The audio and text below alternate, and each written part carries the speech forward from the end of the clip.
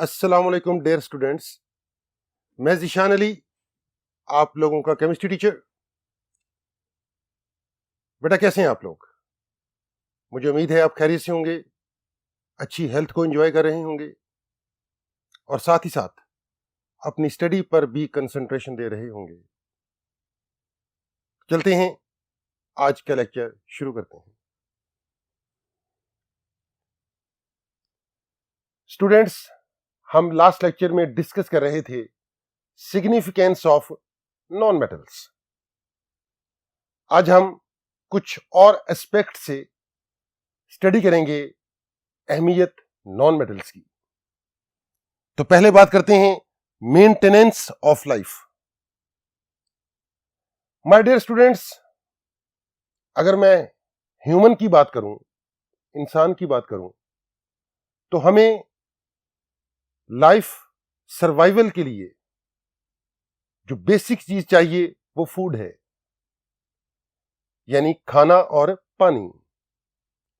Food carbohydrate, protein, fats, vitamins, milk पर compose होता है, यानी ये मेजर कॉन्स्टिट्यूएंट हैं फूड के।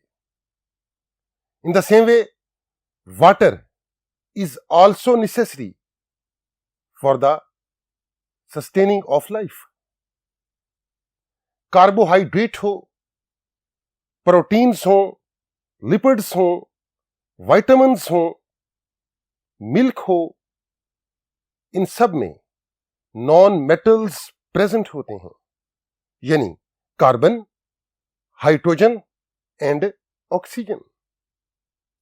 हम बात करें वाटर की, तो वाटर में दो एलिमेंट्स हैं।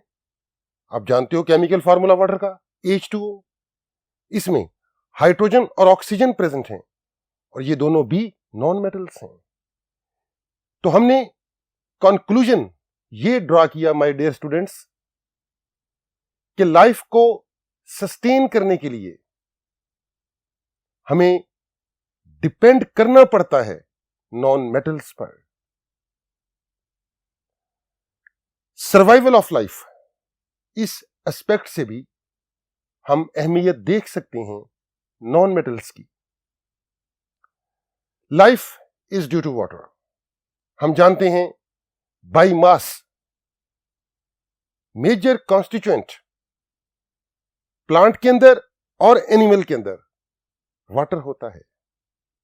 और जैसा कि अभी हमने डिस्कस किया कि वाटर में दो एलिमेंट्स हैं, ऑक्सीजन एंड हाइड्रोजन, और दोनों नॉन मेटल्स हैं।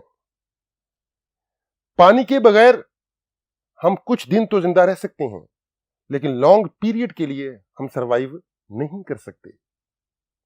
और अगर हमें लंबे अरसे के लिए पानी ना मिले तो ये डेथ काज भी कर सकता है। इट्स मीन हमें फूड के साथ साथ वाटर की भी जरूरत है for the sustaining of life. और जैसा कि अभी हम बात कर रहे थे कि फूड कार्बोहाइड्रेट, प्रोटीन और लिपिड्स, ये तीनों कंपोज होते हैं नॉन मेटल्स पर, और वाटर भी कंपोज होता है नॉन मेटल्स पर। सेफ्टी ऑफ लाइफ, अब जरा इस एस्पेक्ट से भी हम नॉन मेटल्स की अहमियत देखते हैं। हम जानते हैं एयर में 78% बाय वॉल्यूम नाइट्रोजन प्रेजेंट है, जो हमारी लाइफ को सेफ्टी प्रोवाइड करता है। अगर नाइट्रोजन एयर में 78% बाय वॉल्यूम ना होता तो बर्निंग प्रोसेस, कंबस्टन प्रोसेस कभी भी स्टॉप ना होता और हमारे इर्द गिर्द जितनी भी चीजें हैं सब जल जाती। तो हम कहेंगे नाइट्रोजन हमें सेव करता है फ्रॉम बर्निंग। कम्युनिकेशन, अब जरा इस एस्पेक्ट से भी हम देख लेते हैं नॉन मेटल्स की अहमियत। माय डियर स्टूडेंट्स, इस ग्लोब में आफ्टर सन एनर्जी का सबसे बड़ा सोर्स फॉसिल फ्यूल्स हैं। जब मैं ये कहता हूं ना फॉसिल फ्यूल्स, तो इसका मीन है natural gas, petroleum and coal. इन तीनों को कोलेक्टिवली हम बोलते हैं फॉसिल फ्यूल्स। और तीनों में important elements carbon, hydrogen and oxygen हैं। और हम जानते हैं कार्बन, हाइड्रोजन एंड ऑक्सीजन तीनों नॉन मेटल्स हैं।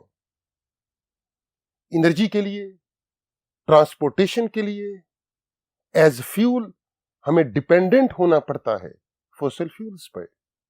और फॉसिल फ्यूल्स के मेजर कॉन्स्टिट्यूएंट नॉन मेटल्स हैं। इट्स मीन कम्युनिकेशन के लिए, एनर्जी के लिए हमें डिपेंड करना पड़ता है नॉन मेटल्स पे।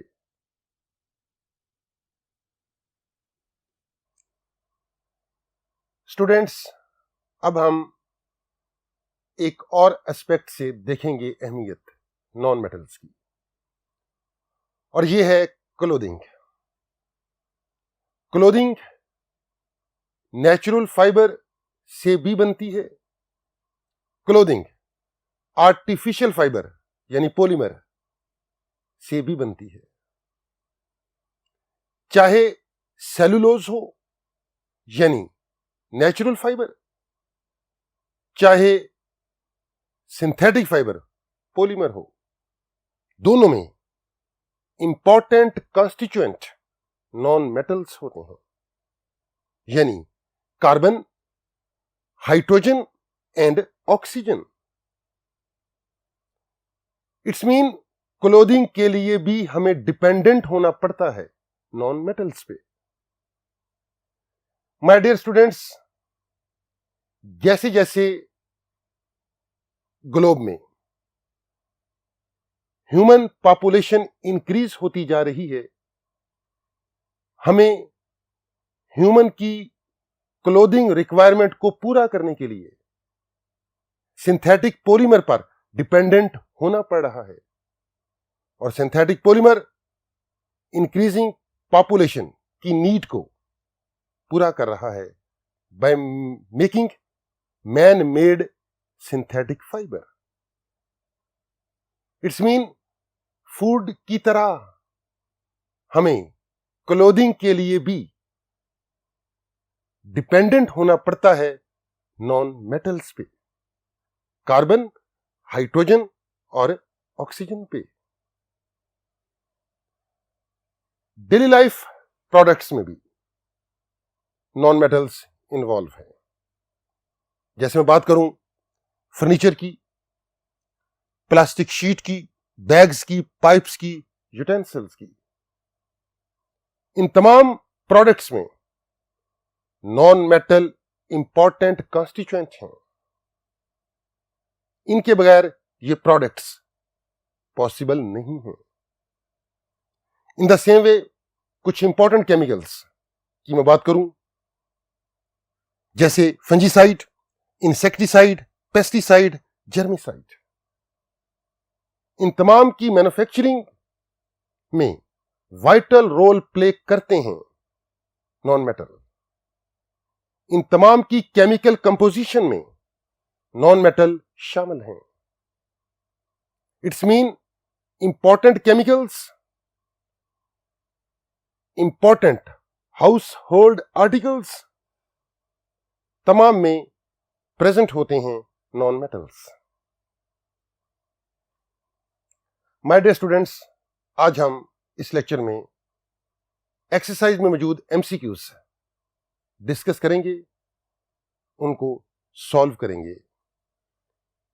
लेकिन ये टॉपिक डिस्कस करने से पहले एक बात जो मैं हमेशा कहता हूं अबाउट एमसीक्यूज, जब तक आपके कॉन्सेप्ट्स, आपके आइडियाज चैप्टर कंटेंट्स में मौजूद टॉपिक्स पर क्लियर नहीं हैं, आप एमसीक्यूज सॉल्व नहीं कर सकते, आप राइट ऑप्शन पे नहीं जा सकते। तो मैं एज ए टीचर ये रिकमेंड करूंगा, इस पे जोर दूंगा कि एमसीक्यू सॉल्व करने से पहले थॉरोली आपने चैप्टर कंटेंट्स को रीड आउट करना है और सारे कॉन्सेप्ट जो चैप्टर में मौजूद हैं उनको अंडरस्टैंड करना है। और इसके लिए आपको लेक्चर रिव्यू करना पड़ेगा चैप्टर कंटेंट्स का। अगर आपके कॉन्सेप्ट्स क्लियर हैं तो डेफिनेटली आप आसानी से राइट ऑप्शन को चूज कर लोगे।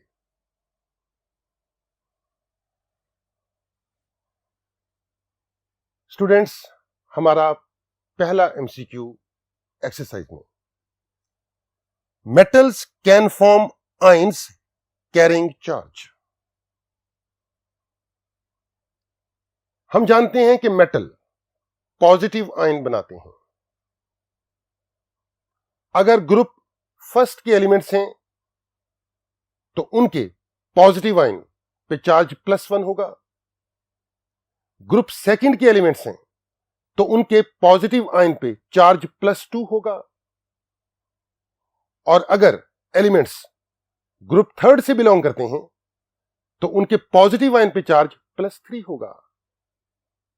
इट्स मीन कि मेटल आयन पे चार्ज +1 भी हो सकता है, +2 भी हो सकता है, +3 भी हो सकता है और इवन +4 भी हो सकता है, जैसा टिन का केटाइन Sn+4। तो हमारा राइट ऑप्शन पहले एमसीक्यू में होगा डी, ऑल। हम बात करें सेकंड एमसीक्यू की। Metal burns with a brick red flame. My dear students, metal के फ्लेम टेस्ट से हम मेटल को आइडेंटिफाई कर सकते हैं।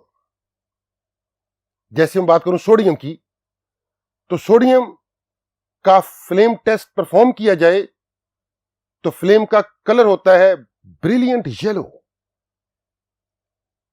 इट्स मीन कुछ एलिमेंट्स को हम उनके फ्लेम कलर से आइडेंटिफाई कर सकते हैं। और ब्रिक रेड फ्लेम होता है कैल्शियम मेटल का। तो हमारा राइट ऑप्शन सेकंड एमसीक्यू में है D, calcium. Third MCQ, sodium is extremely reactive metal but does not react with. हमने चैप्टर कंटेंट्स में यह बात डिस्कस की हुई है कि no doubt sodium is a very reactive element, belong करता है फर्स्ट ग्रुप से, और फर्स्ट ग्रुप के सारे एलिमेंट्स हाईली रिएक्टिव कंसिडर होते हैं। हां, इसमें कुछ एक्सेप्शन है, जैसे लिथियम है, लेकिन नाइट्रोजन के साथ सोडियम रिएक्शन शो नहीं करता, और इसकी रीजन है नाइट्रोजन का स्मॉल साइज। हमारा fourth MCQ, pure alkali metal can be cut by knife but not iron because. कुछ मेटल हैं इतने हार्ड होते हैं कि हम उनको विद नाइफ कट नहीं कर सकते, जैसे आयरन है।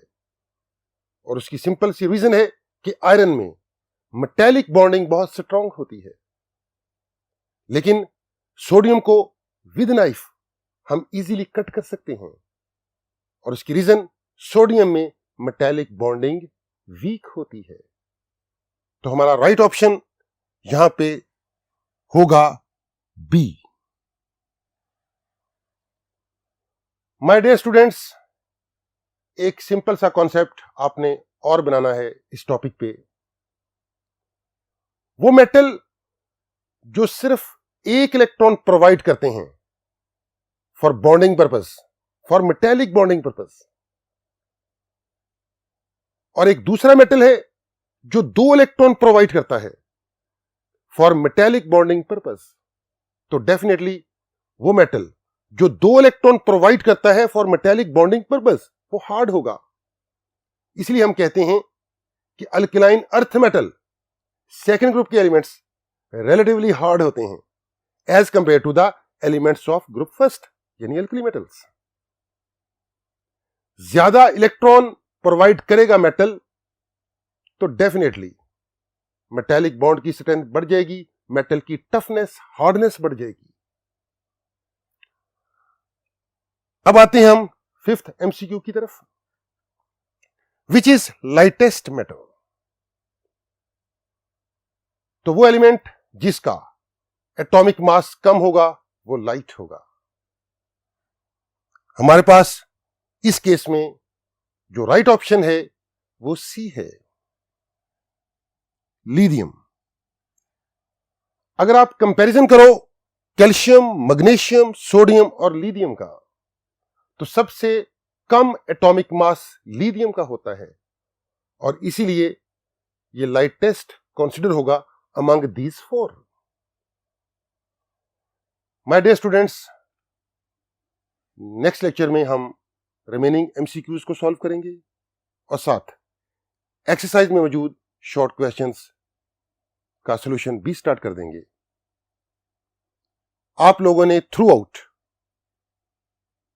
इस चैप्टर को रीड आउट करना है, लेक्चर को रिव्यू करते रहना है ताकि एक्सरसाइज के सॉल्यूशन में आपको कोई प्रॉब्लम ना हो। तो नेक्स्ट लेक्चर के लिए अपना ख्याल रखिएगा। अल्लाह हाफिज।